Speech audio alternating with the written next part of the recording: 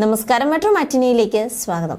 Social media സെലിബ്രിറ്റിയായി പേരെടുത്ത ആളാണ് നടിയും നർത്തകിയുമായ താര കല്യാണിന്റെ പുത്രി സൗഭാഗ്യ വെങ്കടേഷ്. ടിക്ടോക്ക് താരമായാണ് സൗഭാഗ്യ ശ്രദ്ധ നേടിയത്. ഇപ്പോഴും മറ്റും സോഷ്യൽ മീഡിയ പേജുകളിലൂടെ സജീവമാണ് സൗഭാഗ്യ. നർത്തകൻ കൂടിയായ ഭർത്താവ് അർജുൻ സോമശേഖരൻ TV പരമ്പരയിലൂടെ ശ്രദ്ധ നേടിയിരുന്നു. ലോക്ക്ഡൌൺ ആരംഭിച്ച ശേഷം ആരാധകരുമായി ഇൻസ്റ്റാഗ്രാമിൽ സംവദിക്കാൻ സമയം കണ്ടെത്തിയ സൗഭാഗ്യ ആരാധകരുടെ തന്നെ ആവശ്യപ്രകാരമാണ് യൂട്യൂബ് ചാനൽ ആരംഭിച്ചത്. സൗഭാഗ്യയുടെ വ്ളോഗുകൾക്കാണ് ആരാധകർ ഏറെയും. കഴിഞ്ഞ ദിവസം തന്റെ ജീവിതത്തിലെ ഏറ്റവും മോശമായ ഒരു ദിവസത്തെക്കുറിച്ച് സൗഭാഗ്യ പറഞ്ഞിരുന്നു.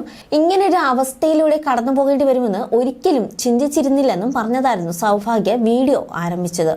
ആദ്യമായി ഒരു MRI സ്കാനിങ്ങിന് വിധേയമാകേണ്ടി വന്ന അനുഭവമാണ് വീഡിയോയിൽ സൗഭാഗ്യ പങ്കിട്ടത്. ഇത് കേൾക്കുമ്പോൾ പലരും ചിന്തിച്ചേക്കാം, MRI സ്കാനിൽ എന്താണ് ഇത്ര ഭയക്കാനുള്ളതെന്ന്.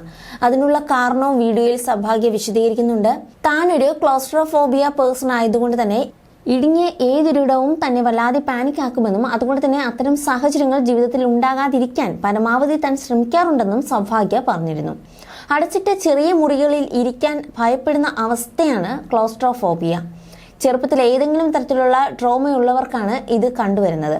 അത്തരം സ്ഥലങ്ങളിലും സാഹചര്യങ്ങളിലും ആയിരിക്കുമ്പോൾ ഈ ഹോബിയ ഉള്ളവർക്ക് ശ്വാസം മുട്ടുന്നത് ആകെ തളർന്നു പോകുന്നതുമായുമൊക്കെ തോന്നാം. പേടിയാണ് അടിസ്ഥാനപരമായ പ്രശ്നം. MRI സ്കാനിങ് എങ്ങനെയാണ് നടക്കുന്നതെന്ന് നേരത്തെ തന്നെ യൂട്യൂബ് സെർച്ച് ചെയ്ത് വീഡിയോ കണ്ട് സൗഭാഗ്യ മനസ്സിലാക്കിയിരുന്നു. വീഡിയോ കണ്ട ശേഷം ഈ അവസ്ഥയെക്കുറിച്ചെങ്കിലും മറികടക്കാൻ മനസ്സിനെ സൗഭാഗ്യ ഒരുക്കിയെങ്കിലും സ്കാനിങ്ങിന് വിധേയമായപ്പോൾ ഭയം വീണ്ടും വർദ്ധിച്ചുവെന്നും തുടക്കം മുതൽ അവസാനം വരെ താൻ ഏങ്ങി കരയുകയായിരുന്നുവെന്നും സൗഭാഗ്യ പറയുന്നു. ധൈര്യത്തിനായി സ്കാനിംഗ് റൂമിലേക്ക് കയറിയപ്പോൾ ഭർത്താവ് അർജുനെയും സൗഭാഗ്യ ഒപ്പം കൂട്ടിയിരുന്നു.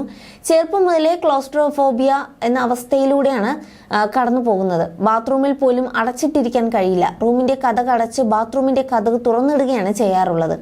അതുകൊണ്ട് തന്നെ എന്നെ സംബന്ധിച്ച് MRI സ്കാനിങ് ഒരു ഗുഹയുടെ ഉള്ളിൽ എന്ന പോലെയാണ്. സ്കാനിങ്ങിന്റെ മെഷീൻ ഉള്ളിലേക്ക് പോകുക എന്ന് പറയുന്നത് കൊല്ലാൻ പോകുന്നതിന് സമമായിരുന്നു. സ്കാനിങ്ങിന് സെന്ററിലെ ആളുകളും അർജുൻ ചേട്ടനും എനിക്ക് എല്ലാവിധ മാനസിക പിന്തുണയും നൽകി. പക്ഷെ 4 മണിക്കൂർ അതിനുള്ളിലുള്ള അവസ്ഥ അതികഠിനമായിരുന്നു.